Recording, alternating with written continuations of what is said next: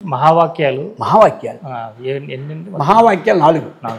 1 ప్రజ్ఞానం బ్రహ్మ, 2 తత్వమసి, 3 అహం బ్రహ్మాస్మి, 4 ఐమాత్మ బ్రహ్మ. తత్వమసి అనేది ఉపదేశవాక్యం. తత్వమసి అనేది ఏమిటి? ఉపదేశవాక్యం. అది అంతిమ ఉపదేశం. మొదటి శిష్యులకి మామూలు ఉపదేశం చేస్తాం, మంత్రం. వాళ్ళు బాగా 10 సంవత్సరాలు అయిపోయిన తర్వాత అబ్బాయి మంచి ఒక 5, 3 కొంత శక్తిని పెట్టి ఉంటుంది. 10 నియమం లేదు. కొంతమంది తొందరగా అందుకుంటారు. ఇప్పుడు రాజంపేటలో ఉన్నారు భక్తులు నాకు, వాళ్ళు ఒక 70-80 మంది ఉపదేశాలు తీసుకున్నారు. అయితే వాళ్ళు ప్రతి సంవత్సరానికి ఏంటంటే ఈ జ్ఞానం వల్లను తత్వం తెలిసిపోతుంది. మనకంటే భిన్నమైన దేనికి పూజ చేయని అడుగుతుంటారు. అర్థమైంది కదా? బాస్ అయిపోయింది. దేహో దేవాలయ ప్రోక్త, జీవో దేవ సదాశివ, తేజేది అజ్ఞాన నిర్మాణ్యం, అహమృతిని పోగొట్టుకో, సోహం భావేని పూజ. అలాగ తత్వమసి మహావాక్యం బోధిస్తాం. వాళ్ళందరికీ ఇప్పుడు అహం బ్రహ్మాస్మి అనేది ఒక 50 మందికి స్థిరమైపోయాయి. వాళ్ళు ఏదానికి వికారం ఉన్నారు. ఎందుకు? ఉపదేశవాక్యం తత్వమసి. ఇక ప్రజ్ఞానం బ్రహ్మ అంటే ఏమిటంటే ఏ క్షతే శృణోతేదం జగ్రతి వ్యాకరోతి చ స్వాదస్వాది విజానతి తత్ ప్రజ్ఞానం ఉదీరితం. మనము ఈ దేని ద్వారాగా ఈ రూపాలు చూస్తూ ఉన్నాము, దేని ద్వారాగా సువాసన అన్ని గ్రహిస్తూ ఉన్నాము, దేని ద్వారాగా స్పర్శ జ్ఞానము, ఈ యొక్క 5 శబ్ద స్పర్శ రూప రసగంధాదులు 5 దేని ద్వారా గ్రహిస్తున్నామో, ఈ తెలుసుకుని గ్రహణం ఏదుందో ఆ ప్రజ్ఞ బ్రహ్మము. ఇది ఎర్రగా ఉంది, ఇది తెల్లగా ఉంది, ఇది నల్లగా ఉంది అని తెలివి ఉంటుంది కదా. ఇతను మంచి పాండిత్యం కలవాడు, ఇతడు అజ్ఞాని, ఇతడు జ్ఞాని, ఇది మెత్తగా ఉంది, ఇది గట్టిగా ఉంది, తెలివి ఉంది కదా. ఆ తెలివి బ్రహ్మస్వరూపం. ఎందుకంటే బ్రహ్మ నుండి పుట్టింది ఇదంతా. ఇదంతా దేని నుండి పుట్టిందంటే బ్రహ్మము నుండి. అందుకాబట్టి ఆ బ్రహ్మస్వరూపమే అన్నిటికీ కారణం. అందుకని ఈ ప్రజ్ఞ అంటే తెలివి, ఆ తెలివి పరబ్రహ్మమే అని ఉపదేశం 1. 2 తత్వమసి అయిపోయింది. 3 ఏమిటి? తత్వమసి మహాత్మ అనుభవం ఏమిటంటే అహం బ్రహ్మాస్మి, ఆ బ్రహ్మము నేనే అని తనకి స్వయంగా.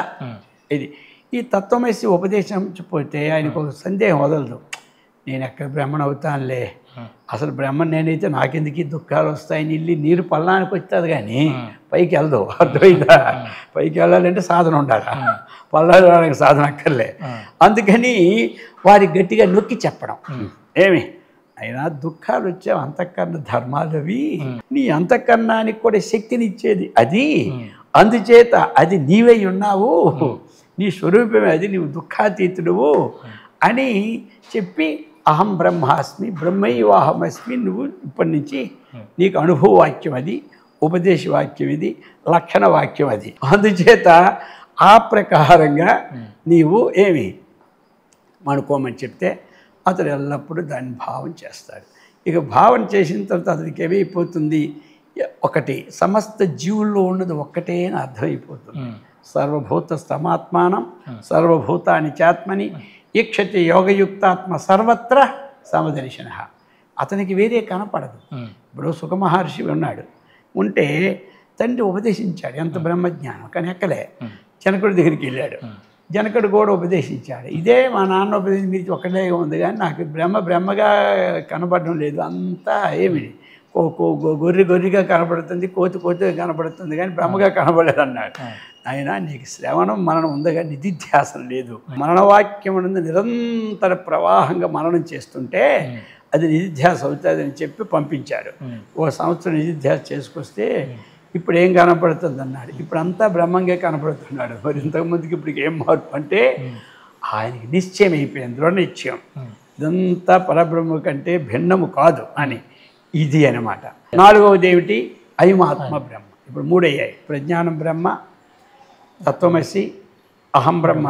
ఇప్పుడైతే ఐమాత్మ, అయం ఆత్మ బ్రహ్మ. ఇక్కడ ఏమిటంటే ఈ కష్టాలు పడేవాడి జీవుడు ఒకడు ఉన్నాడు, వాడికి జీవుడి కంటే భిన్నంగా దేవుడు ఒకడు ఉన్నాడని ఉన్నదనమాట. జీవుడు వేరు దేవుడు వేరు అని భావం ఉండిపోయింది వాడికి. దుఃఖాలన్నీ జీవుడివే, సుఖమంతా పరమాత్మదని. కాబట్టి అసలు ఇక్కడ ఏం చెబుతాడంటే అయం ఆత్మ, అయం ఈ జీవాత్మ, అయమాత్మ బ్రహ్మ. ఈ జీవుడు బ్రహ్మము వేరు కాదయ్యా. జీవుడు ఎలా వచ్చాడు అంటే పరబ్రహ్మము యొక్క స్వరూపం సర్వత్రా ఉండేటప్పుడు దాని ప్రతిఫలనం ఛాయ గ్రహించేది అంతఃకరణం.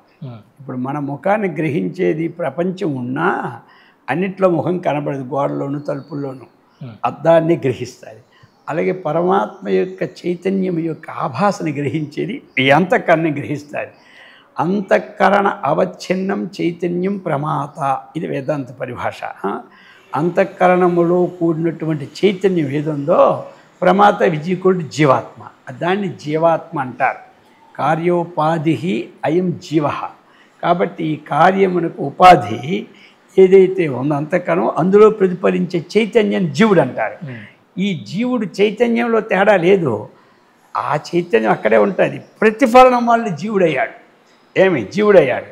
కానీ ఈ ఉపాధి లేకపోతే ఇక్కడ జీవత్వం అనే ఆభాస కూడా లేదు, జీవుడు కూడా లేడు, ఉన్నవాడు ఒక్కడే. ఇంకేం ఉదాహరణ అర్థం కావాలంటే ఇప్పుడు ఒక సూర్యుడు కానీ చంద్రుడు కానీ తీసుకోండి, జలంలో ప్రతిబింబించారు. ప్రతిబింబమే జీవాత్మ, అది పరమాత్మ కింద లెక్క. ఎంతవరకు ఉంటుంది? ఉపాధి ఉన్నంత వరకే. ఆ జలం ఎండిపోతుంది, ఎక్కడ పోయింది? అందులోనే కలిసిపోతుంది. ఛాయ్ పడింది, ఛాయ్ని జీవాత్మ అంటారు. దుఃఖం ఈయనకి లేదు. ఇప్పుడు ఆ బురదలో పడినా బురద దానికి అంటుకోదు, దేనికి? ప్రతిబింబానికి. ఏమంటదు బురద? దానికి ఏమంటుంది? ఛాయ్కి ఏమంటదు. అర్థమైంది? ఇప్పుడు ఛాయ్ మీద మన ఛాయ్ అక్కడ పడింది, కోపం కర్రతో కొట్టాడు వాడు వచ్చి ఛాయ్ని, మన ఛాయ్ని అవతల, మనకేం నష్టం? అర్థమవుతుంది కదా. ఆ ఛాయ్ మీద కొట్టాడు వాడు, రాయి నేను ఏం చేస్తానని బదులు కొట్టాడు, మనకేం లేదు. అలాగనే అయ్యా జీవాత్మకి ఏమీ లేదు.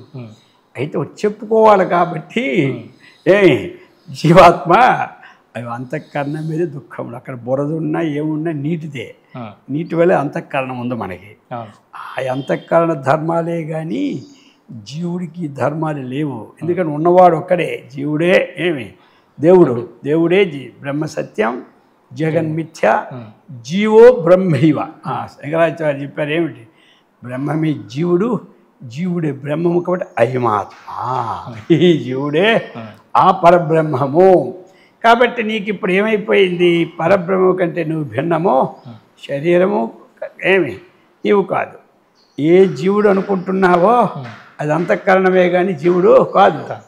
ఆభాస పడినప్పుడు జీవుడు వచ్చింది, నువ్వు ఆ ఉపాధి పోతే నీకు బింబమే లేదు, ప్రతిబింబని పేరు ఎక్కడ ఉంది? అందుచేత ఈ విధంగా మహావాక్యాలు ఏం చేస్తాయంటే జీవబ్రహ్మలకి ఏకత్వం చేసి ఆ పరబ్రహ్మమే ఈ ప్రపంచమంతా. అందుకనే అన్నమాచార్య బ్రహ్మం ఒక్కటే, పరబ్రహ్మం ఒకటే అని చెప్పేసినాడు. అన్ని వడపోసి ఇంత భక్తితో ఉండి ఎంత చేసి అంత యోగంలో ఆయన ఉండి లాస్ట్కి ఏమి చెప్పాడు? బ్రహ్మం ఒక్కటే, పరబ్రహ్మం ఒక్కటే, నాణ్య అన్నట్టు ఇదే అన్నమాట పరబ్రహ్మం యొక్క తత్వం.